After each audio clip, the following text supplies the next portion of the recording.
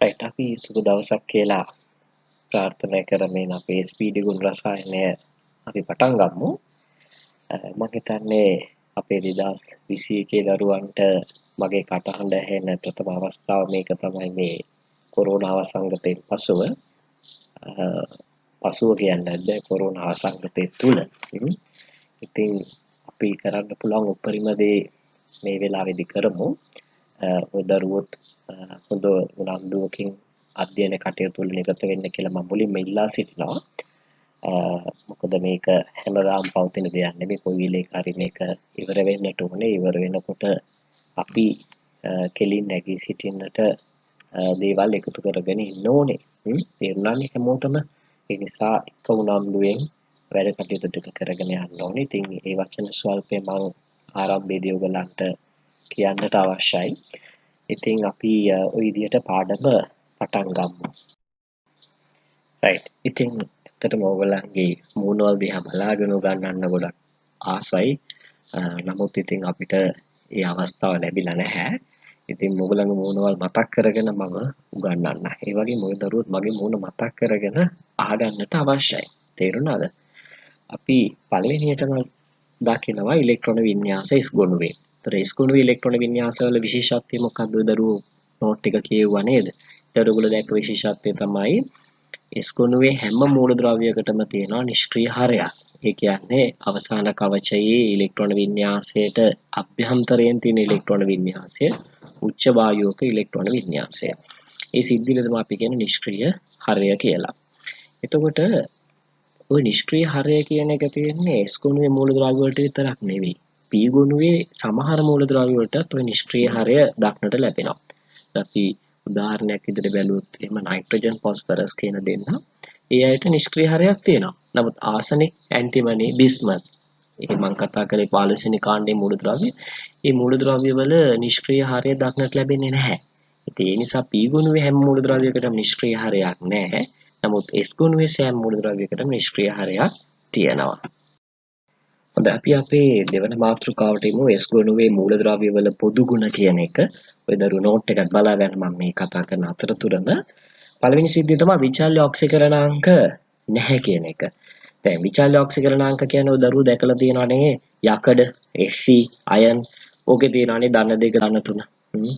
තව මූලද්‍රව්‍යයක් බැලුවොත් ඔයගොල්ලෝ මැන්ගනීස් එයාට තියෙනවා ධන 2 ධන 3 ධන 4 ධන 5 මොහොම ඔක්සිකරණාංක විශාල සංඛ්‍යාවක්.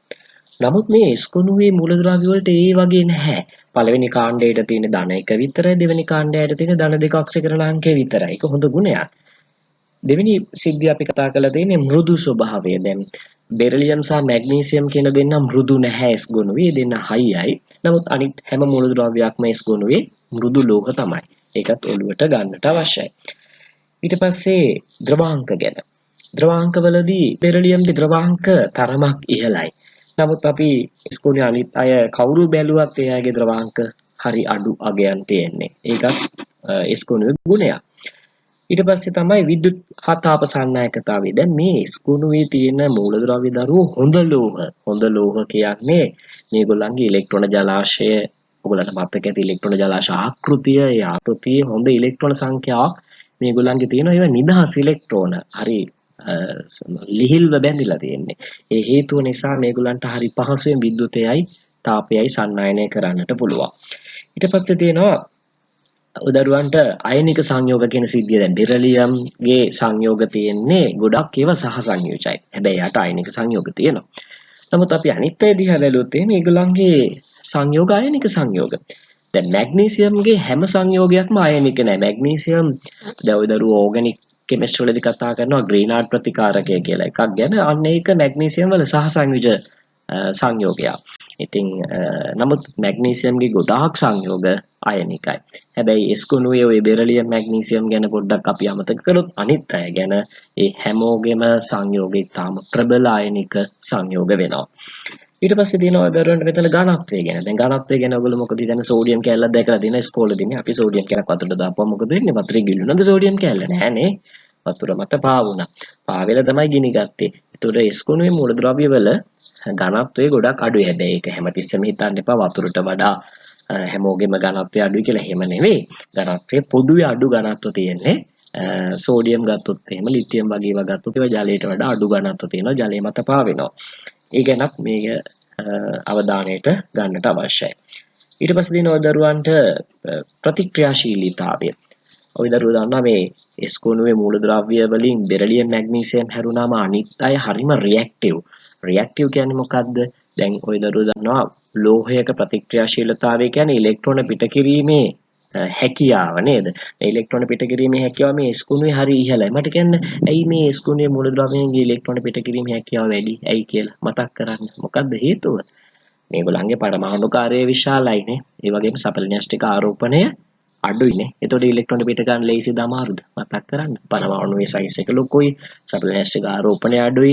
ඉලෙක්ට්‍රෝන පිට කරන්න ලේසියිනේ. අන්න එහෙනම් ප්‍රතික්‍රියාශීලතාව මේගොල්ලන්ගේ ඉහළ වෙනවා.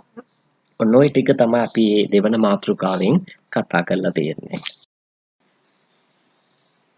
හොඳ අපි භෞතික ගුණවලට එමු. මේ භෞතික ගුණවලදී ඝනත්ව දිහා බලන්න දරුවෝ. ලිතියම්, සෝඩියම්, පොටෑසියම් කියන තුන් දෙනාගේ ඝනත්වය ජලයේ ඝනත්වයට වඩා අඩුයි. දැන් ජලයේ ඝනත්වය ඝන සෙන්ටිමීටරයට ග්‍රෑම් 1යිනේ. මේගොල්ලන්ගේ ඝනත්වය ඊට වඩා අඩුයි. ඒ නිසා මේ ලෝහ තුනම ජලය මත පාවෙනවා. කවුද පාවෙන තුන් දෙනා?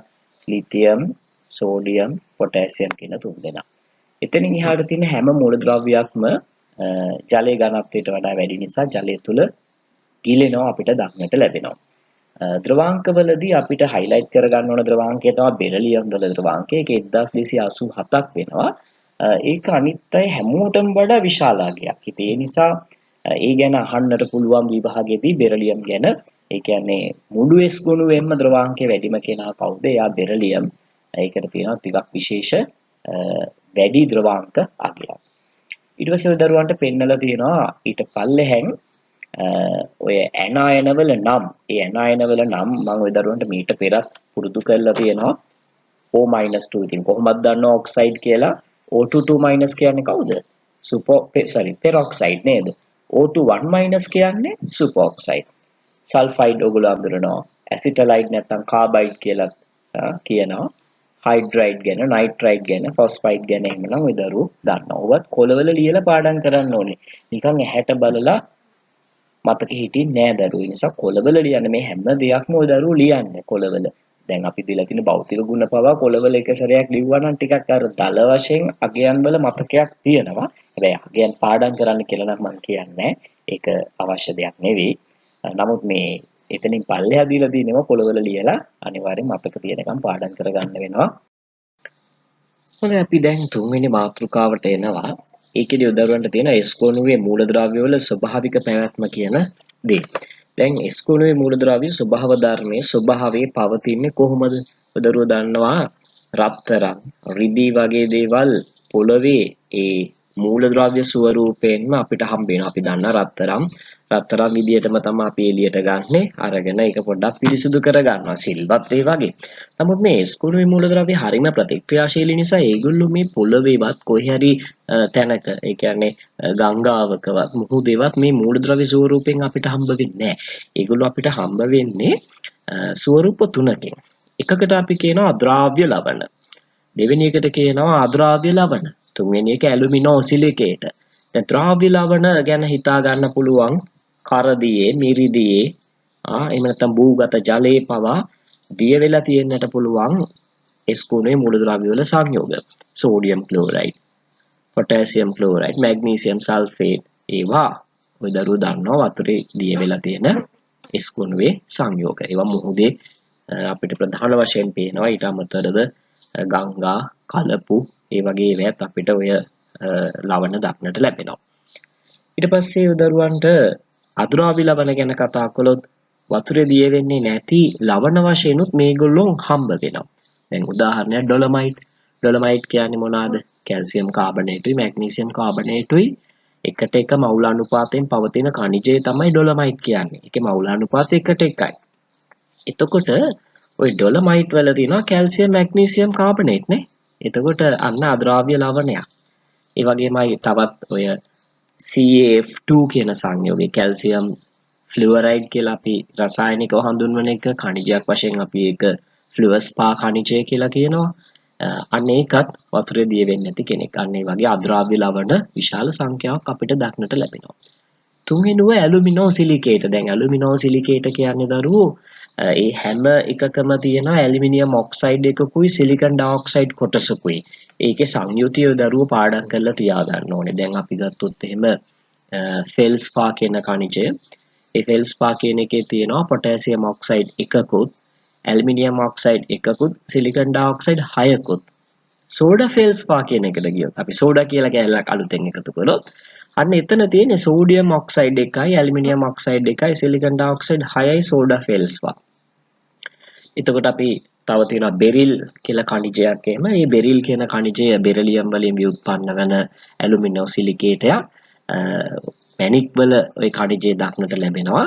විශේෂයෙන්ම ওই නිල් මැණික් තුල බෙරිල් khනිජය දක්නට ලැබෙන එක ඇලුමිනෝ සිලිකේටයක් බෙරිලියම් වල.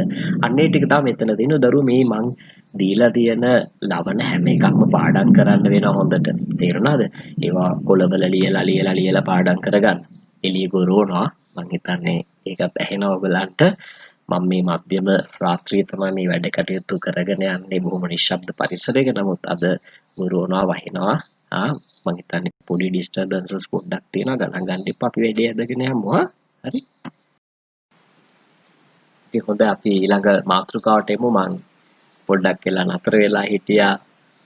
මොකද එළිය සැරට වහිනවා. ශබ්දය තිබුණා. ඉතින් ඔයගලන්ට ශබ්දය බාධාවක් වෙන නිසා මම සෑහෙන වෙලාවක් බලාගෙන හිටියා. අපි දැන් ඉතින් ආයි මාතෘකාව පටන් ගන්න යන්නේ.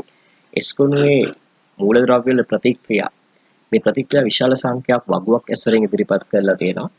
ඒ හැම දෙයක්ම ওই දරුවෝ හොඳට පාඩම් කරගන්න ඕනේ. කටුවැඩ කොළවල ලියමින් ඒවා මෙනෙහි කරමින් S2 වහලා ඒ වගේම මේ රෙකෝඩින් එක කීප සැරයක් ওই දරුවන්ට අහන්න පුළුවන්. අන්න ඒක තුලින් ওই දරුවෝ මතක් කරගන්න මතක ඇති පන්තියේදී නම් මේක කීප සැරයක්ම කියනවා.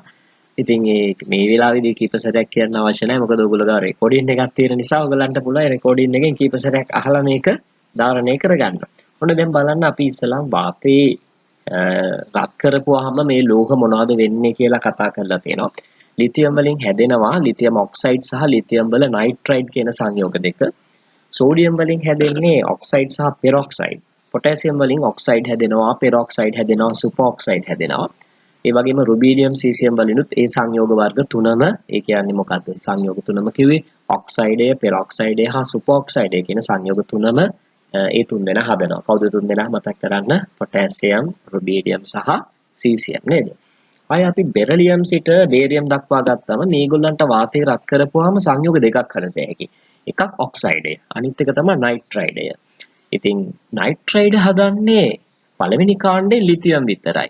එතනින් එහාට තියෙන සෝඩියම් සිට සීසියම් දක්වා ආයට නයිට්‍රයිඩ්ස් හදන්න බෑ. නමුත් දෙවන කාණ්ඩේ හැම කෙනෙක්ම ඔක්සයිඩය සහ නයිට්‍රයිඩය කියන සංයෝග දෙකම හදනවා. අන්න ඒ විදිහට තමයි දරුවෝ මේක පාඩම් කරගන්න ඕන. ඊට පස්සේ කොළවල ලියන්නට ඕනේ.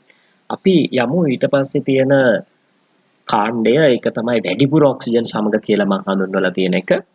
දැන් වැඩිපුර ඔක්සිජන් සමග ලිතියම් ඔක්සයිඩ් හදනවා කියලා මතක තියාගන්න අපේ විෂය නිර්දේශයේ එහෙම තමයි උගන්වන්න තියෙන්නේ.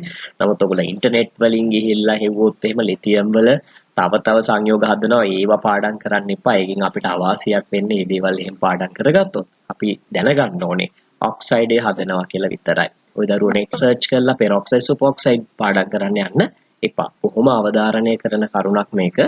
මම මේ දෙන විෂය කොටස් විෂය නිර්දේශය තුල පවතින දේවල් නිසා දරුවෝ ඊට එහා දේවල් පාඩම් කරගන්න යන්න එපා. ඒකෙන් සිදුවෙන්නේ අවාසිය. ඒතකොට දැන් බලන්න සෝඩියම් වැඩිපුර ඔක්සිජන් තුල රත් කළොත් වෙනවා. එහෙම නැත්නම් රත් කරන්න අවශ්‍ය නැහැ. වැඩිපුර සෝඩියම් සමග ප්‍රතික්‍රියා කරනකොට ඔක්සයිඩ් පෙරොක්සයිඩ් හැදෙනවා. ඒකෙදි වැඩිපුර හැදෙන්නේ පෙරොක්සයිඩ්. ඒ ලොකුවට අහුණක් ගැහුවා මම හිතන්නේ ඒක ඔයගලන්ගේ ශ්‍රවණයට බාධාවක්. නමුත් ඉතින් අපි වැඩේ ඇදගෙන යමු නේද? දැන් පොටෑසියම් වලින් හැදෙනවා පොටෑසියම් පෙරොක්සයිඩ් සහ පොටෑසියම් සුපරොක්සයිඩ්. ඒකෙදි වැඩිපුරම හැදෙන්නේ සුපරොක්සයිඩ් කියන සංයෝගය. එතනින් එහාට තියෙන මූලද්‍රව්‍ය වල සීසියම් දක්වාම ඔය කියන විදියටම පෙරොක්සයිඩ් සහ සුපරොක්සයිඩ් කියන දෙකම හැදෙනවා. නමුත් වැඩිපුරම හැදෙන සංයෝගය සුපරොක්සයිඩය. එතනින් එහාට අපි දෙවන කාණ්ඩයට ආවොත් බෙරිලියම් සිට බේරියම් දක්වාම වාතය රත් කරද්දී ඔක්සයිඩය හදනවා. හැබැයි බේරියම් විතරක් ඒ කියන්නේ අන්තිම මූලද්‍රව්‍ය පෙරොක්සයිඩයකුත් සාදනවා. අන්න එහෙමයි ඔය දරුවෝක පාඩම් කරන්නට අවශ්‍ය. අපි තුන්වෙනි තීරුවට ආවොත් ඒකේ තියෙන්නේ සිසිල් ජලය සමග කොහොමද කියලා. දැන් ලිතියම් සිට සීසියම් දක්වාම මූලද්‍රව්‍ය සිසිල් ජලයත් එක්ක ප්‍රතික්‍රියා කරනවා. ඒ වෙලාවේදී හැදෙනවා හයිඩ්‍රොක්සයිඩයයි හයිඩ්‍රජනුයි. මොනවාද හැදෙන්නේ? හයිඩ්‍රොක්සයිඩ් සහ හයිඩ්‍රජන්. එතකොට දෙවෙනි කාණ්ඩයේ අයගෙන් බෙරලියම් සිසිල් ජලයත් එක්ක ප්‍රතික්‍රියා කරන්නේ නැහැ දරුවෝ. ඒක කියන්නේ ප්‍රතික්‍රියා කරන්නේ නැහැ කියලා.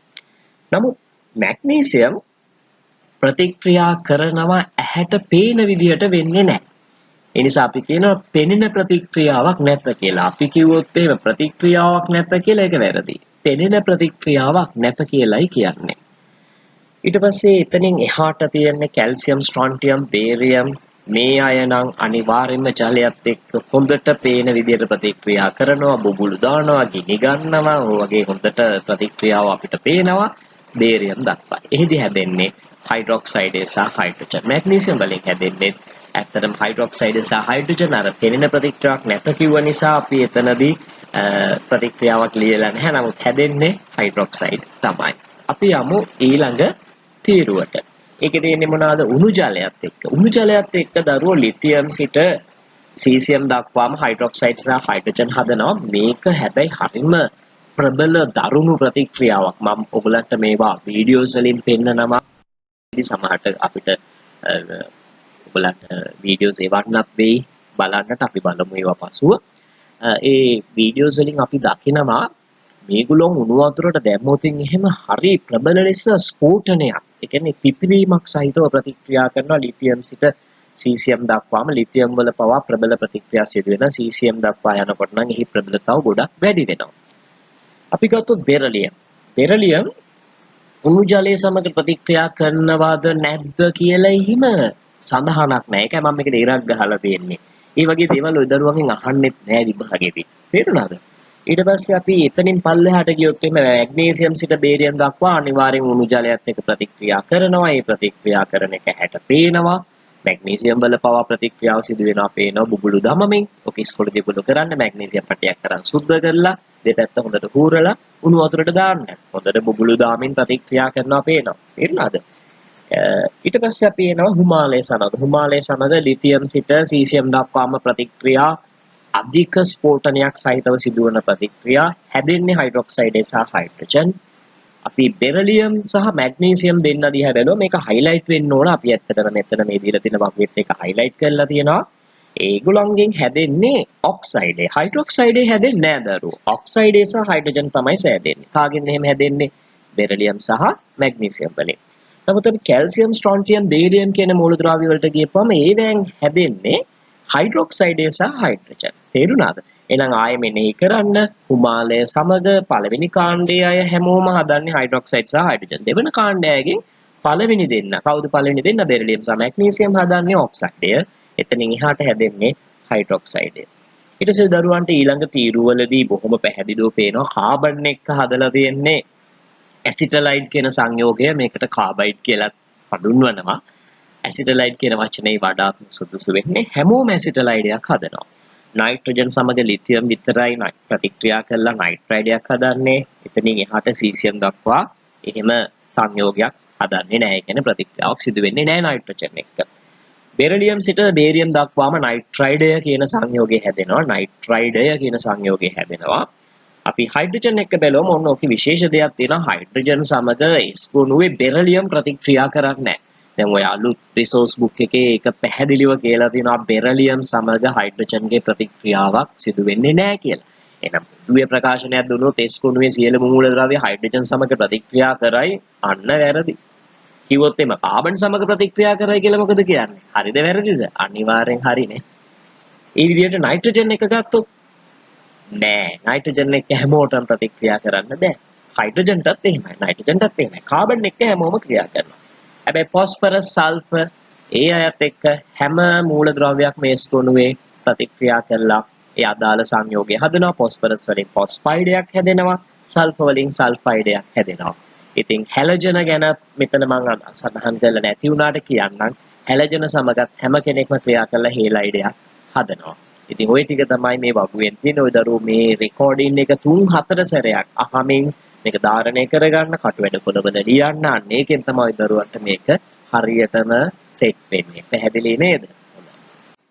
බලන්න ජලය ආංශිකව විඝටනය වීමෙන් H ධනායන සහ OH ඍණායන ලබා දෙයි කියනවා. ඉහත ඇනායන මගින් H ධනායන ලබාගෙන ඍණාරෝපණය උදාසීන කරගන්නා විට විවිධ ඵල ලැබෙනවා කියන. මේක දරුවන්ට එච්චර මම හිතන්නේ තේරෙන්නේ නැහැ. මේක මෙහිමයි දරුවෝ. දැන් මට කියන්නේ ජල අණුවක් කැඩෙන්නේ මොනකටද? H ධනායනයකටයි OH ඍණායනයකටයි. එතකොට මේ H ධනායනය මොකද වෙන්නේ? ඒ H ධනායනයට මොකද වෙන්නේ? H ධනායනය ගිහිල්ලා ක්‍රියා කරනවා මේ දීලා තියෙන ඇනායන මාධ්‍යයේ ඉන්නවා නම් ඒ අයත් එක්ක. ඇනායන ආස තමන්ගේ ඍණාරෝපණය උදාසීන කරගන්නනේ. ධනායනය ආස තමන්ගේ ධන ගතිය උදාසීන කරගන්න. ඕගොල්ලොත් ඒකනේ ඔය try කරන්නේ. බොහොම අමාරුවෙන් අපි ඕගොල්ලන්ව තියාගෙන ඉන්නේ නේද? හැමෝම කැමති ධන ඍණ උදාසීන කරගන්න. ඒවට ඉතින් කල් තියෙන අපි හිමින් උදාසීන කරගමු. ඉතින් මෙතන බලන්න කල්පනා කළා මේ ඍණායන සියල්ලක් උදාසීන වෙනකොට ජලයෙන් ලබා ගන්න H ධනායන වලින් විවිධ සංයෝග හැදෙනවා. දැන් ඔක්සයිඩ් ජලයත් එක්ක ක්‍රියා කරපුවාම හයිඩ්‍රොක්සයිඩ් හැදෙනවා. ඒකෙදි වෙන්නේ ඔක්සයිඩ් අයනයක් H ධනායනයක් ලබා ගන්නවා. වරහණක් ඇතුළේ ලියලා තියෙන එක පොඩ්ඩක් බලන්න දරුවෝ. දැන් ජල අණුව කැඩෙනවා H ධනායනයකටයි OH ඍණායනයකටයි. මම ඒකෙදි දකුණු පැත්තට හැමතිස්සෙම අරන් තියෙන්නේ OH ඍණායනය. වම් පැත්තට අරන් තියෙන්නේ H ධනායනය. ඒතර H ධනායනය හොයාගෙන යන්නේ කාවද? ඔක්සයිඩ් අයනය. එතකොට ඔක්සයිඩ් අයනයේ ඍණ දෙකක් තියෙනවා. ඒ ඍණ දෙක H ධනායනයේ ධන එකක් එක්ක සෙට් වුනහම ඍණ එකක් ඉතුරු වෙනවා. එහෙනම් OH ඍණායනයක් හැදෙනවා. ඉතින් එහෙමනම් දෙපැත්තටම OH ඍණායන දෙකක් හැදෙනකොට මම 2යි OH ඍණ කියලා ප්‍රතික්‍රියාව ලියලා තියෙනවා. ඒක හොඳට තේරුම් ගන්න. ඊට පස්සේ බලන්න දෙවෙනියට තියෙනවා පෙරොක්සයිඩ්. එහෙනම් පෙරොක්සයිඩ්ට H ධනායන කීයක් ඕනද? දෙකක් ඕනේ නේ. ඒතර H ධනායන දෙකක් ලබා ගන්න ජල අණු දෙකක් ඕනේ. ජල අණු දෙකකින් තමයි H ධනායන දෙකක් ලබාගෙන පෙරොක්සයිඩ් අයනය හයිඩ්‍රජන් පෙරොක්සයිඩ් බවට පත් වෙනකොට OH ඍණායන දෙකක් ප්‍රතිඵලයක් ලෙස ලැබෙනවා. එහෙනම් ඵලය වශයෙන් ලැබෙන්නේ හයිඩ්‍රොක්සයිඩ් අයන දෙකයි හයිඩ්‍රජන් පෙරොක්සයිඩ් අණුවයි. සුපොක්සයිඩ් වලට එන සුපොක්සයිඩ් වලදී චාර්ජ් එක ආරෝපණය ඍණ එකයි එයාගේ ආරෝපණය උදාසීන කරගන්න අවශ්‍ය H ධනායන එකක්. නමුත් මෙතනදී වෙන්නේ සුපොක්සයිඩ් අයන දෙකක් H ධනායන දෙකක් ලබාගෙන හයිඩ්‍රජන් පෙරොක්සයිඩ් අණුවකුයි ඔක්සිජන් අණුවකුයි සාදනවා. එයාට අර තනියෙන්ම H ධනායනයක් ඉල්ලගෙන HO2 කියලා එකක් හදන්නට බෑ. ඒක හොයදරු තේරුම් ගන්න ඕනේ. සුපොක්සයිඩ් අයන දෙකක් H ධනායන දෙකක් එක ක්‍රියා කරලා හයිඩ්‍රජන් පෙරොක්සයිඩ් අණුවකුයි ඔක්සිජන් අණුවකුයි නිර්මාණය කරනවා. ඒ වෙලාවේදී OH ඍණායන දෙකක් හැදෙනවා. ඒක නම් ඉතින් අර කෙහෙල් ගෙඩි කනකොට ලෙල්ල විසි කරනවා වගේ අපි දන්නා H ධනායන කියන්නේ කෙහෙල් මදය, ලෙල්ල කියන්නේ OH ඍණායන. එහෙනම් අපි කෙහෙල් ගෙඩි කනවා ලෙල්ල විසි කරනවා. කෙහෙල් ගෙඩිය කනවා ලෙල්ල විසි කරනවා. ඒ කියන්නේ H ධනායනය ලබාගෙන එක එක සංයෝග බවට පත් වෙනවා. ඒ දීලා තියෙන ඇනායන ටික OH ඍණායන ගැලවිවි යනවා නේද? එහෙම තේරුම් ගන්න ඕන. තව යන්න ඉස්සරහට සල්ෆයිඩ්. සල්ෆයිඩ් වලට ජලයත් එක්ක ක්‍රියා කරන්න බෑ. ඇසිටලයිඩ් වලට ඕනේනේ H ධනායන දෙකක්. එයා ජල අණු දෙකක් එක ක්‍රියා කරලා ඇසිටලීන් අණුවක් බවට පත් වෙනවා. ඒ කියන්නේ H2C2 බවට පත් වෙනවා. ඒ වෙලාවේදී OH ඍණායන දෙකක් ප්‍රතිඵල වෙනවා. හයිඩ්‍රයිඩ් වලට H ධනායන එකයි ඕනේ. එතකොට එයා H2 බවට පත් වෙනවා. OH එකක් හැදෙනවා. නයිට්‍රේට් H ධනායන 3ක් ඕනේ. එතකොට එයා මොකක් බවටද පත් වෙන්නේ? ඇමෝනියා අණුවක් බවටනේ. NH3. එතකොට OH ඍණායන 3ක් හැදෙනවා. ඊට පස්සේ බලන්න ෆොස්ෆයිඩුත් ඒ වගේමයි. අයියි මල්ලි නෙවෙයි දෙන්න. ඉතින් දන්නවනේ නයිට්‍රජන් ෆොස්ෆරස් කියන අයියි මල්ලි 15 වෙනි කාණ්ඩේ මූලද්‍රව්‍ය දෙක. ඉතින් මේ දෙන්නම ක්‍රියා කරන්නේ එක විදියට දෙන්නගෙන්ම හැදෙනවා හරිම ගඳ අණු දෙකක්. ඇමෝනියත් ගඳයි ෆොස්ෆීනුත් ගඳයි. ඇමෝනියාට වඩා ෆොස්ෆීන් ගඳයි. තේරුණාද? රයිට්. හොඳයි. අපි ඊළඟ පිටුවට යන්නට පුළුවන්. හොඳයි අපි ඊළඟ පිටුවට එනවා. දැන් වෙලාව රාත්‍රී 12 පසුවේ විනාඩි 40ක් වෙනවා.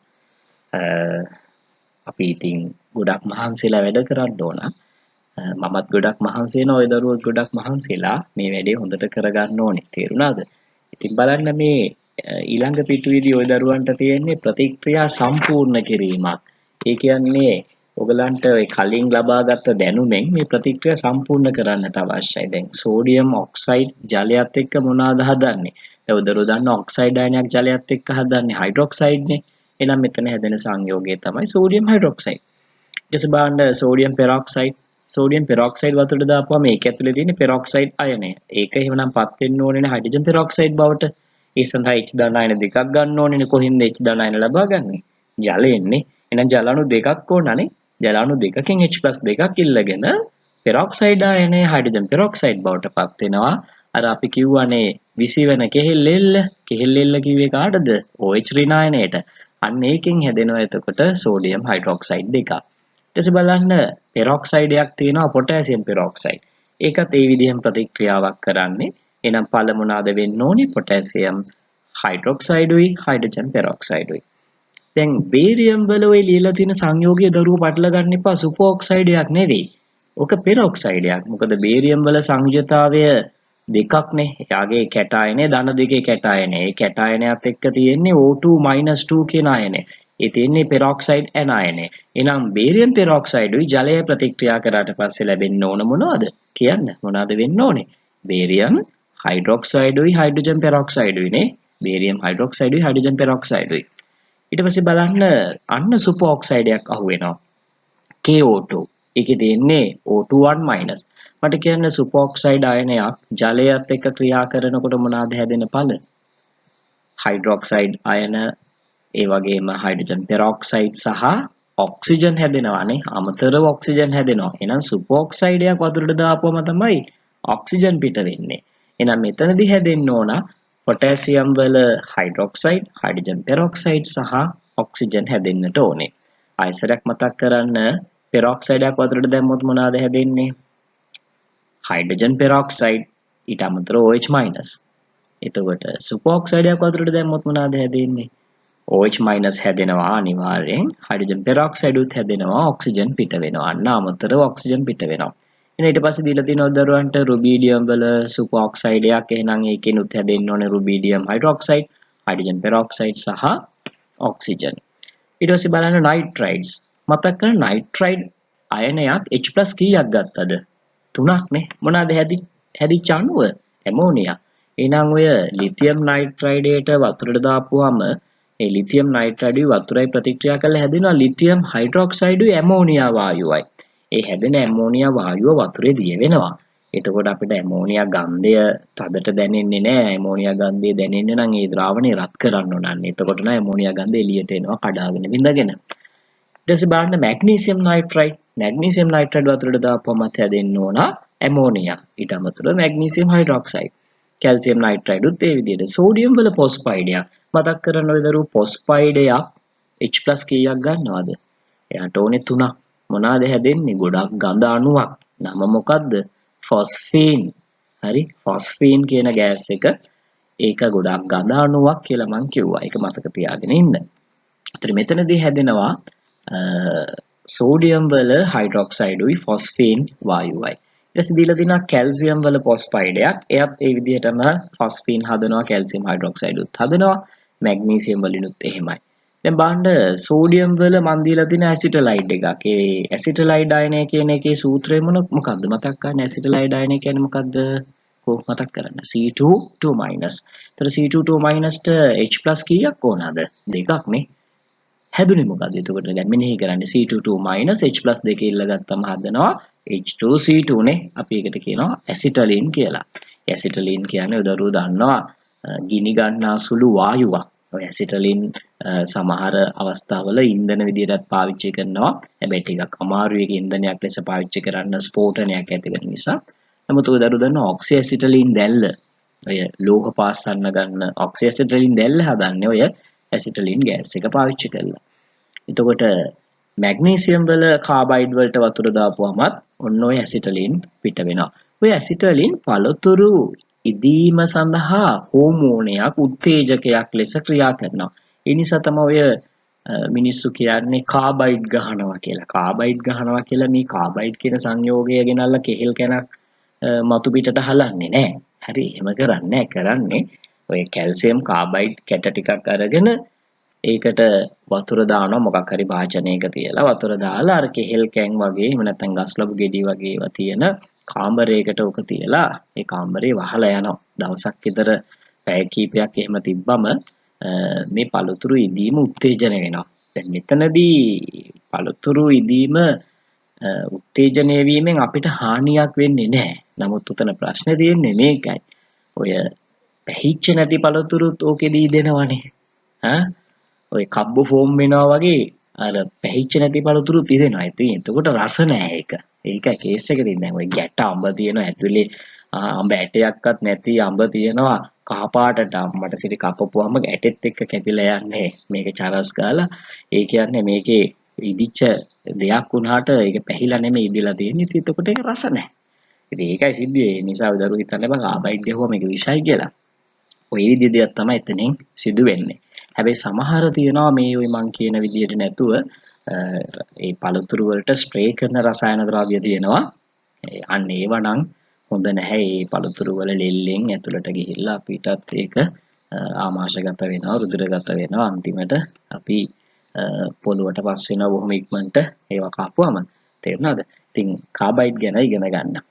අපි ඊට පස්සේ තියෙන දෙයට ගියපුවාම ඔයගලන්ට තියෙනවා හයිඩ්‍රයිඩ් එකක් ලිතියම් හයිඩ්‍රයිඩ්. ඒකට වතුර දාපුවම හැදෙනවා මොනවද? හයිඩ්‍රයිඩ් අයනය H+ එකක් ඉල්ලන් H2 හදනවානේ. එහෙනම් හැදෙන සංයෝගය මොකද්ද? හයිඩ්‍රජන් සංයෝගය ලිතියම් හයිඩ්‍රොක්සයිඩ් හයිඩ්‍රජන් පිට වෙනවා. ඉතින් මැග්නීසියම් වලින් ස්ට්‍රොන්ටියම් වලිනුත් ඒ විදිහට ඔය දරුවන්ට හයිඩ්‍රොක්සයිඩයයි හයිඩ්‍රජනුයි හදා ගන්න පුළුවන්. රයිට්? ඒ ටික තමයි ප්‍රතික්‍රියා වශයෙන් තියෙන්නේ. දැන් මේ වොයිස් එක අහගෙන ඔය දරුවෝ ඒක එහෙම පුරවන්න යන්න එපා. තේරුණාද? අවබෝධයෙන් පුරවලා ඉවරලා වැරදෙනවා නම් පොඩ්ඩක් වොයිස් එකකින් ආයෙසරයක් බලා ගන්නට අවශ්‍ය. පසුව මම මේවා ප්‍රතික්‍රියා කම්ප්ලීට් කරලා ඔයගලන්ට ඉදිරිපත් කරනවා. හරි. right. බලන්න ඊට පස්සේ තියෙනවා දරුවන්ට Q1, Q2, Q3 කියලා ප්‍රශ්න තුනක් දීලා. මේ පළවෙනි ප්‍රශ්නයෙන් කියනවා ලිතියම් සහ සෝඩියම් කැබලි දෙකක් වාතයේ රත් කර ලැබෙන ඵලයට ජලය එකතු කරන ලදී. සියලු තුලිත රසායනික සමීකරණ ලියන්න කියලා. ඒ කියන්නේ ඔය දරුවෝ දන්නවා ලිතියම් වාතය රත් කරාම හැදෙනවා සංයෝග දෙකක්. මොනවාද හැදෙන්නේ මතක් කරගන්න. ඔක්සයිඩයයි නයිට්‍රයිඩයයි. සෝඩියම් වාතය රත් කරොත් මොනවාද හැදෙන්නේ? සෝඩියම් වල ඔක්සයිඩයයි පෙරොක්සයිඩයයි. දැන් සංයෝග කීයක් හැදෙනවද? 4ක් හැදෙනවානේ.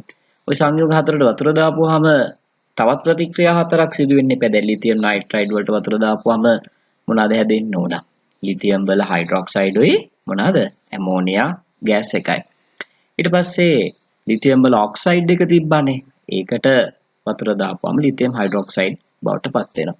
සෝඩියම් වල ඔක්සයිඩ් වලින් සෝඩියම් හයිඩ්‍රොක්සයිඩ් හැදෙනවා. සෝඩියම් පෙරොක්සයිඩ් වලින් සෝඩියම් හයිඩ්‍රොක්සයිඩ් සහ හයිඩ්‍රජන් පෙරොක්සයිඩ් හැදෙනවා. ඔන්න දැන් දරුවන්ට ප්‍රතික්‍රියා 4 බැගින් ප්‍රතික්‍රියා 8ක් ලියන්න ඕනේ තුලිත ප්‍රතික්‍රියා. දැන් බලන්න Q2.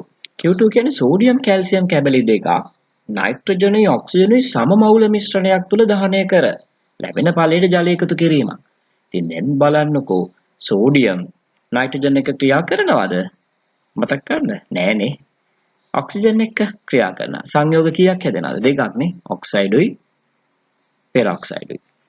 කැල්සියම් නයිට්‍රජන් එක ක්‍රියා කරාද? ක්‍රියා කළා. මොනවාද හැදුන්නේ? කැල්සියම් නයිට්‍රයිඩ්. ඔක්සිජන් එක්ක කැල්සියම් ඔක්සයිඩ්. එන දැන් සංයෝග කීයක් හැදිලා තියෙනවද? සෝඩියම් වලින් ඔක්සයිඩ් පෙරොක්සයිඩ්, කැල්සියම් වලින් ඔක්සයිඩ් සහ නයිට්‍රයිඩ්. දැන් සංයෝග හතරක් තියෙනවා කියන්නේ ප්‍රතික්‍රියා හතරක් වෙන වෙනම ලියමු. ඊට පස්සේ වතුර දාපුවාම ඒවට තව ප්‍රතික්‍රියා හතරක් ලියන්න ඕනේ. දැනුත් ප්‍රතික්‍රියා 8ක් ওই දරුවන්ට ලියන්න වෙනවා මෙතනදී. දැන් බලන්න Q3 පහත පරිවර්තන තුලිත රසායනික සමීකරණ යොදාගෙන සිදු කරන්න කියන එක. ඔය පරිවර්තන කාබනික පරිවර්තන වගේ නෙදී. අකාබනික පරිවර්තන මේවා ඒවා චුට්ටක් ලේසි කියන්නත් පුළුවන් කාබනික පරිවර්තන වලට වඩා විභාගයේ මේ මෑතකදී ආවා මේ අකාබනික පරිවර්තන inorganic conversions ආවා. බලන්න දැන් O2 හයිඩ්‍රජන් පෙරොක්සයිඩ් බවට පත් කරන්නේ කොහොමද කියලා. දැන් O2 ওই දරුවෝ ඉස්සෙල්ලාම ප්‍රතික්‍රියා කරවන්න ඕන අපි හිතමු සෝඩියම් සමග. එතකොට හැදෙනවනේ සෝඩියම් ඔක්සයිඩුයි පෙරොක්සයිඩුයි. ඒකට වතුර දාන්න. එතකොට හැදෙනවා සෝඩියම් හයිඩ්‍රොක්සයිඩුයි හයිඩ්‍රජන් පෙරොක්සයිඩුයි. ඉතින් අන්න ඒ කන්වර්ෂන් එක කළා. කොහොමද නයිට්‍රජන් ඇමෝනියා කරන්නේ?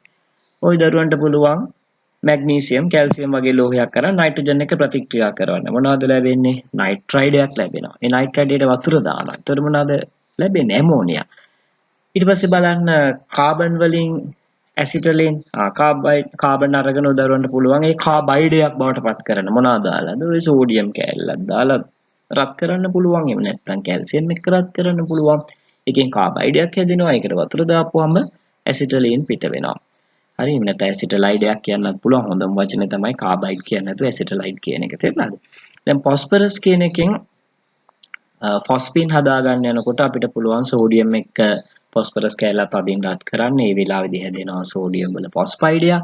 ඒකට වතුර දාපුවම හැදෙනවා ෆොස්ෆින් ගෑස් එක සෝඩියම් හයිඩ්‍රොක්සයිඩ් උත් එක්ක.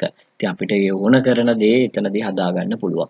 මම උදාහරණයක් මේක උදාහරණයකින් පෙන්නලා තිනවා ওই කාබන් ඇසිටලින් බවට පත් කිරීම සෝඩියම් යොදාගෙන සෝඩියම් වල ඇසිටලයිඩ් හදා ගන්නවා. ඒකට වතුර දාපුවම ඇසිටලින් ගෑස් එක පිට වෙනවා. යන්නේ මේ විදිහට තමයි ඔයගොල්ලෝ මේ පරිවර්තන කරන්න ඕනේ. ඉතින් මම ගොඩාක් සංකීර්ණ දේවල් දීලා නැහැ. සරල දේවල් ටිකක් දීලා තිනවා. උදරුවන්ට උනත් තනියෙන් තව පරිවර්තන ටිකක් හදා ගන්න පුළුවන්. ඔයගලන්ට මතක ඇති පන්තියේදී අපි ඔය ඉස්සර අපේ ලියෙන්න දරුවෙක් ගැන එහෙම කතා කරනවා. අපි මම හැමදාම එයා වර්ණනා කරනවා. මම හිතන්නේ එයාටත් මේ වීඩියෝ එක ඔඩියෝ එක යනවා ඇති. අනිත් අයත් හොඳට වැඩ කරන්නේ. ඒ දරුවා වගේම තව දරුවෝ ගොඩ දෙනෙක් ඉන්න වැඩ කරන අය. ඉතින් වැඩ නොකරන අයත් ඉන්නවා. අපි හැමෝම එකා වගේ හොඳට වැඩ කරමු. කරලා කොහොම හරි ෆස්ට් ටයිම මෙඩිසින් එහෙම නැත්නම් ඉංජිනේරින් අනිවාර්යෙන් යමු. මොකද ලංකාවේ වෛද්‍යවරයෙක් ඉංජිනේරුවරයෙක් වෙනවා කියන්නේ ගොඩක් වටිනවා. ඒදී අපි හැමදාම මතක් කරනවා. ඒ නිසා ඒක හොයාගෙන යන්න අතහැර ගන්න එපා මේ chance එක. ඕගලන්ට වෛද්‍යවරයෙක් හරි ඉංජිනේරුවෙක් හරි වෙන්න තියෙන එක අතහැර ගන්න එපා. වෙන තැනකින් අතර වෙන්න එපා. කෙලවර දක්වාම යමු. right. හොඳයි. දැන් රාත්‍රී එකක් පහු වෙලා තියෙන්නේ. ඉතින් නිශ්ශබ්ද පරිසරයක් තියෙනවා. ඒ දරුවන්ට මේ පරිසරය ලබා ගන්න නිසා තමයි මම මෙතෙක් වෙලා හැරිලා ඉඳලා මේ වැඩ ටික කරගෙන යන්නේ. ඉතින් මම ගොඩක් මහන්සි වෙනවා ওই දරුවෝ වෙනුවෙන් 2020 දරුවෝ සිංහල මාධ්‍ය ඉංග්‍රීසි මාධ්‍ය මේ හැම එකක්ම මම කරනවා. ඉතින් අපි හොඳට මහන්සිලා වැඩ කරමු. මාත් කරනවා. ওই දරුවොත් හොඳට කරන්න මහන්සිලා නිදා ගන්න එපා. බොහොම පොඩි වෙලාවක් විවේකයක් ගන්න ආයෙසරයක් එන්න වැඩ කරන්න. ඒ විදිහට වැඩ කරගෙන යන්න සබ්ජෙක්ට්ස් තුනම හොඳට බැලන්ස් කරන්න කරලා හොඳ තැනකට යන්න. අපි ඉතින් පිටු අංක 5 තියෙන දේවල් ගැන බැලුවොත් අම්ල සමග ප්‍රතික්‍රියා තමයි ওই දරුවන්ට මෙතන තියෙන්නේ. දැන් අම්ල දානකොට අර වතුරෙන් H+ ගත්තා වගේ නෙවෙයි දරුවෝ. දැන් වතුරෙන් H+ එන්නේ හරි අඩුවෙන්. කියන වතුර ජලය H+ බවට කැඩෙන්නේ ආංශිකව. එතකොට H+ ලැබෙන්නේ හරි සුළු ප්‍රමාණයක්. ඇත්තටම කියනවා නම් සෙල්සියස් 25කදී ජලයෙන් ලැබෙන්නේ H+ වල එක වැඩි කිරීම 10⁷ MOL DM ඍණ 3 කියන ඉතාම චූටි සාන්ද්‍රණය 1/10⁷ එන්නේ සෙල්සියස් 25කදී H ධනායන. ඉතින් ඒක බොහොම පොඩි ප්‍රමාණයක්. ඉතින් ඔය ඔක්සයිඩ් වලට H+ දානකොට අම්ලයක් හරහා එයා එකක් අරගන්නේ නැහැ. අර ජලයේදී එකක් අරගෙන හයිඩ්‍රොක්සයිඩ් වුණා වගේ එකෙන් අතර වෙන්නේ නැහැ. මෙයා දෙකක් ඉල්ලගෙන ජලය බවටපත් වෙනවා. එහෙනම් ඔය වෙනස තේරුම් ගන්න. ජලය දැම්මොත් ඔක්සයිඩයකට අනිවාර්යෙන් එතනදී හයිඩ්‍රොක්සයිඩයක් හැදුනේ H+ එකක් ඉල්ලගෙන. අම්ල දැම්මොත් ජලය හැදෙනවා H+ දෙකක් ඉල්ලගෙන. මොකද ඕන තරම් H+ තියෙන නිසා. එතකොට හයිඩ්‍රජන් පෙරොක්සයිඩ් හැදෙනවා පෙරොක්සයිඩ් වලින් H+ ලබාගෙන. සුපරොක්සයිඩ් වලින් හැදෙනවා හයිඩ්‍රජන් පෙරොක්සයිඩ් සහ ඔක්සිජන්. අමතරව වන්න ඔක්සිජන් පිට වෙනවා. ඒව එහෙම හයිලයිට් කරලා තියන්න. O2 කියන එක. H- එකක් ඉල්ලගෙන ඔන්න H2 අණුවක් හදනවා. සල්ෆයිඩ් අන්න අපි මීට කලින් දැක්කා සල්ෆයිඩ් ජලයත් එක්ක ක්‍රියා කරේ නැහැ නේද? නමුත් සල්ෆයිඩ් අම්ලත් එක්ක ක්‍රියා කරනවා. පිට වෙනවා හයිඩ්‍රජන් සල්ෆයිඩ්. ඇසිටලයිඩ් අන්න ඇසිටලීන් හැදුවා. ෆොස්ෆීන් හැදුනා ෆොස්ෆයිඩ් අයනය මගින්. අන්න විශේෂ දෙයක් හයිලයිට් කරගන්න.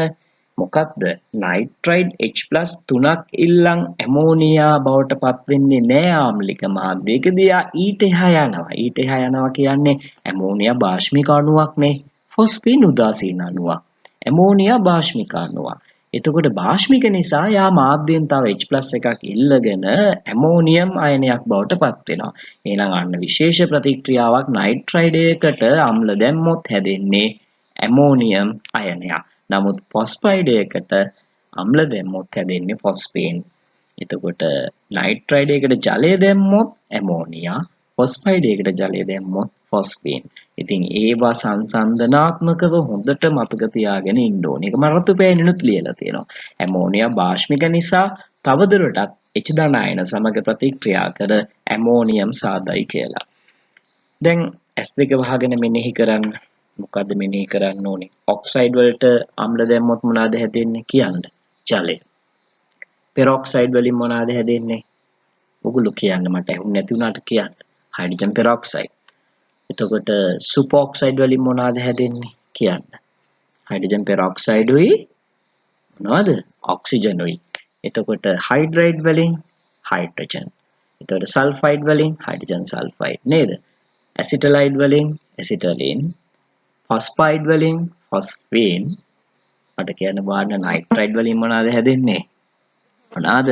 ඇමෝනියම්. ඇමෝනියම් අයනය හැදෙන්නේ. ඔන්න ඊට පස්සේ දරුවන්ට ඒක පාවිච්චි කරලා යන ප්‍රතික්‍රියා ටිකක් තියෙනවා. අපි ඒක ඊළඟ වයිස් එකෙන් කතා කරමු. හොඳයි. අපි පහත ප්‍රතික්‍රියා සම්පූර්ණ කරන්න කියලා තියෙන තැනට ආවම අර කලින් වගේම දරුවෝ කටුවැඩ කොලයක මේවා ලියලා ඔයගොල්ලන්ගේ නෝට්බුක් එකට ලස්සනට නිවැරදි ප්‍රතික්‍රියා ඇතුළත් කරගන්න ඕනේ.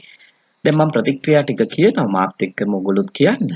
සෝඩියම් ඔක්සයිඩ් වලට අම්ල දැම්මොත් මොනවද එන්න ඕනේ? සෝඩියම් ක්ලෝරයිඩ් කොහොමත් එන්න ඕනේ ලවණය. ජලය හැදෙන්න ඕනේ නේද? සෝඩියම් පෙරොක්සයිඩ් වලට දැම්මොත් මොනවද හැදෙන්නේ? සෝඩියම් ක්ලෝරයිඩුයි මොනවද? හයිඩ්‍රජන් පෙරොක්සයිඩුයි. එතකොට පොටෑසියම් පෙරොක්සයිඩුත් එහෙමයි නේද? ඒකට නයිට්‍රික් අම්ලය දැම්මොත් පොටෑසියම් නයිට්‍රේටුයි හයිඩ්‍රජන් පෙරොක්සයිඩුයි හැදී. බේරියම් පෙරොක්සයිඩ් වලට අම්ල දැම්මත් බේරියම් වල ක්ලෝරයිඩුයි හයිඩ්‍රජන් පෙරොක්සයිඩුයි හැදෙනවා. අන්න සුපර් ඔක්සයිඩ් KO2 කියන්නේ පොටෑසියම් සුපර් ඔක්සයිඩ්. අන්න ඕකට අම්ල දැම්මොත් හැදෙන්නේ මොනවද කියලා මට කියන්න. පොටෑසියම් ක්ලෝරයිඩුයි කියන්න හයිඩ්‍රජන් පෙරොක්සයිඩුයි තව එකක් එනවා එළියට. මොකක්ද එන්නේ? ඔක්සිජන්. අන්න ඒක විශේෂ දෙයක්. ඊට පස්සේ රුබීඩියම් සුපර් ඔක්සයිඩ් උත් එහෙමමයි ඔක්සිජන් පිට කරයි ඔය විදිහටම. ඊට පස්සේ තියෙන සෝඩියම් වල ඇසිටලයිඩ් එකක්. ඒකට අම්ල දැම්මොත් කෙලින්ම සෝඩියම් වල ලවණය සහ ඇසිටලීන් ගෑස් එක කියන්නේ සෝඩියම් නයිට්‍රේට් සහ ඇසිටලීන් හැදෙනවා. සෝඩියම් සල්ෆයිඩ් වලින් හැදෙනවා hydrogen sulphide sodium chloride sodium phosphide වලින් හැදෙනවා සෝඩියම් ක්ලෝරයිඩුයි ෆොස්ෆීන් ගෑස් එකයි. මැග්නීසියම් ඇසිටලයිඩ් වලින් හැදෙන්න ඕනේ පැහැදිලිවම මැග්නීසියම් වල සල්ෆේටුයි ඇසිටලීන් ගෑස් එකයි. ස්ට්‍රොන්ටියම් ෆොස්ෆයිඩ් වලින් මම චුට්ටක් වේගෙන් කියනවා ස්ට්‍රොන්ටියම් ක්ලෝරයිඩුයි ඒ වගේම ෆොස්ෆීන් ගෑස් එකයි. ලිතියම් නයිට්‍රයිඩ් වලට HCl දැම්මොත් අන්න මොනවාද එන්නේ? නයිට්‍රයිඩ් එකට අම්ල දැම්මොත් එන්නේ ඇමෝනියම්. හරිද? එහෙනම් මොකක්ද එන්න ඕනේ? ලිතියම් ක්ලෝරයිඩුයි ඇමෝනියම් ක්ලෝරයිඩුයි.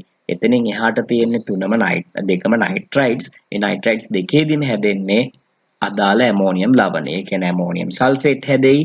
මැග්නීසියම් නයිට්‍රයිඩ් සල්ෆියුරික් වලින් ඊට පස්සේ ස්ට්‍රොන්ටියම් නයිට්‍රයිඩ් වලින් හම්බ වෙයි ඇමෝනියම් නයිට්‍රේට් සහ ස්ට්‍රොන්ටියම් නයිට්‍රේට් කියන සංයෝග ටික. ඔන්න ඔය ටික තමයි දරුවෝ තේරුම් ගන්න. මම චුට්ටක් වේගෙන් කළා. මම හිතන්නේ කිසිම අවුලක් නැහැ තේරෙන්න ඕනේ දරුවෝ කටුවැඩ කොළවල ලියලා මේක ආයේ සැරයක් දාන්න ඔයගොල්ලන්ගේ නෝට්බුක් එකට. හොඳයි අපි ඊළඟ මාතෘකාවට යන්නේ දැන් වෙලාව රාත්‍රී 1:05 විනාඩි 10ක් කියලා පෙන්නනවා. ඉතින් අපි තවත් ඉදිරියට වැඩ කරගෙන යමු. ඔන්න තියෙනවා ওই දරුවන්ට ස්පෙෂල් රියැක්ෂන්ස් කියලා. ඔය දීලා තියෙනවා ඩියුටීරියම් ඔක්සයිඩ් එක්ක මොනවද හදන පළ කියලා. බලන්න ඔය ඔක්සයිඩ් එකක් ඩියුටීරියම් ඔක්සයිඩ් එක්ක ක්‍රියා කරොත් මොකද වෙන්නේ? දැන් ඩියුටීරියම් ඔක්සයිඩ් අණුවකින් D+ එකක්. දැන් ජලයෙන් H+ ගත්තා නම් D2O වලින් ගන්න පුළුවන් මොකද? D+ එකක් නේ. ඔය D+ එකක් O-2ත් එක්ක සෙට් වුණාම OD- එකක් හැදෙනවා. එහෙනම් මෙතනදී හැදෙන OD- දෙකක්. ඒක හොඳට පැහැදිලිව පෙන්නලා දිනවා වර්ණ පාවිච්චි කරලා රතුයි නිලුයි ඒක වර්ණ වලින්ම තේරුම් ගන්න. ඊට පස්සේ බලන්න පෙරොක්සයිඩ් එකකට H+ දෙකක් ඕනේ නම් D+ දෙකක් අවශ්‍යයිනේ. එතකොට හැදෙනවානේ H2D2 කියලා සංයෝගයක්. ඒකත් හයිඩ්‍රජන් පෙරොක්සයිඩ් වගේමයි. සුපර් ඔක්සයිඩ් වලට ඒකෙනුත් හැදෙනවා H2D2 ඊට අමතරව O2 පිට වෙනවා OD- උත් හැදෙනවා. මෙතන වෙන්නේ එකම දේ අර ජලයේ H+ දුන්නා වගේ D2O වලින් දෙනවා D+ එකක්. අන්න එහෙමයි දරුවෝ තේරුම් ගන්න ඕනේ. එතකොට මම හිතන්නේ ගැටලුවක් නෑ ඒ සම්බන්ධයෙන්. ඒක බොහොම ලේසි දෙයක්. හොඳයි අපි ඊළඟ තැනට આવොත් ඒක තමයි ප්‍රශ්නයක් දීලා තියෙනවා දරුවන්ට පහත ප්‍රතික්‍රියා සම්පූර්ණ කරන්න කියලා. මම පාවිච්චි කරලා තියෙනවා D2O. ඉස්සෙල්ලා අපි පාවිච්චි කළා H2O.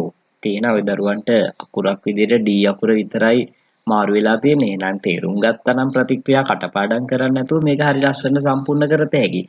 දැන් Na2O වල D2O දැම්මොත් හැදෙන්න ඕනේ මොනවද? NaOD නේ.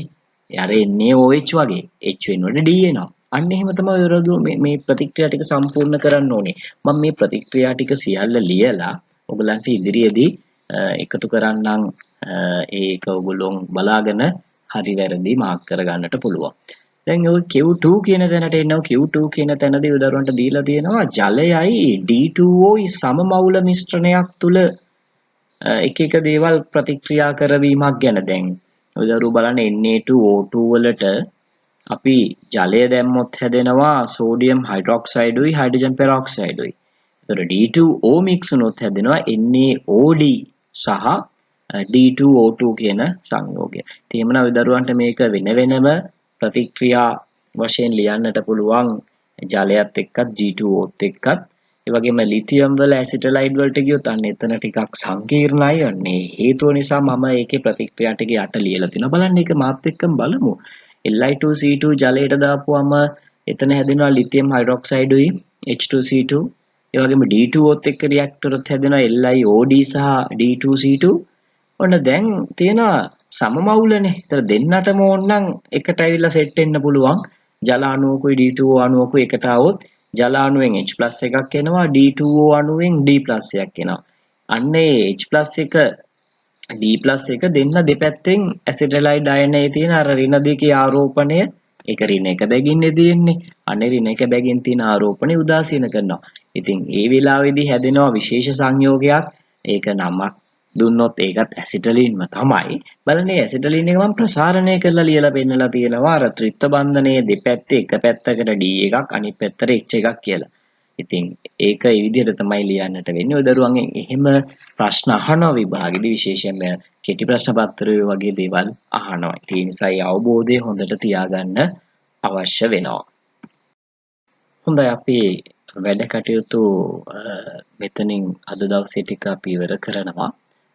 දැන් වෙලාවත් සෑහෙන වෙලා ගිහිල්ලා තියෙනවා. දැන් රාත්‍රී 1:18 වෙලා තියෙනවා.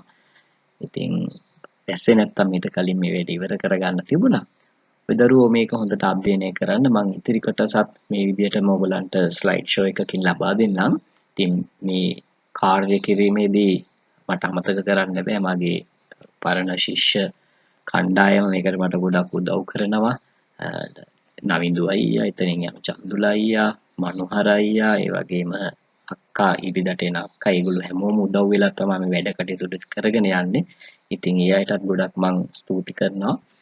අපි ඉදිරියට තවත් මේ විදිහට කරමු. ඕගොල්ලන්ගේ කමෙන්ට් එකක්, ඒ කියන්නේ මේ ඔඩියෝ එක ගැන තියෙන කමෙන්ට් එකක් ඉදිරිපත් කරන්න. මොකද ගොඩක් දරුවන්ට මේ වීඩියෝ පහසුකම ගන්න ගියාම Zoom app එකෙන් අපහසුකම් තියෙනවා. දැන් පුළුවන් දරුවෝ ඉන්නවා, බැරි දරුවෝත් ඉන්නවා.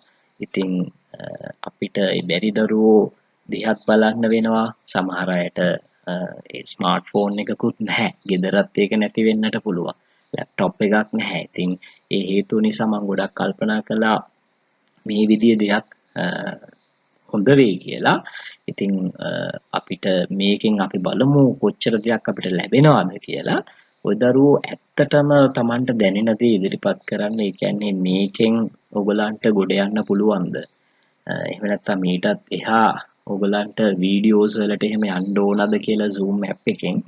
ඉතින් ඇත්තම දේ කියන්න ඔයගොල්ලෝ ආස වෙලා එක සැරේටම අපි Zoom app එකෙන් කරමු කියන්න එපා. මොකද බැරි අය ඉන්නවා මේක කරගන්නට සල්ලි අඩුපාඩුකම් ප්‍රශ්න තියෙන අයත් ඉන්නවා. තව එකක් මේ ටෙක්නොලොජි එකේ අපහසුකම් තියෙන දරුවෝත් ඉන්නවා. ඒ හේතුව නිසා ඉතින් මම ඒකයි මේක වොයිස් එකකුත් ඔයගලන්ට දුන්නේ. ওই දරුවෝ 2021 දරුවෝ නිසා.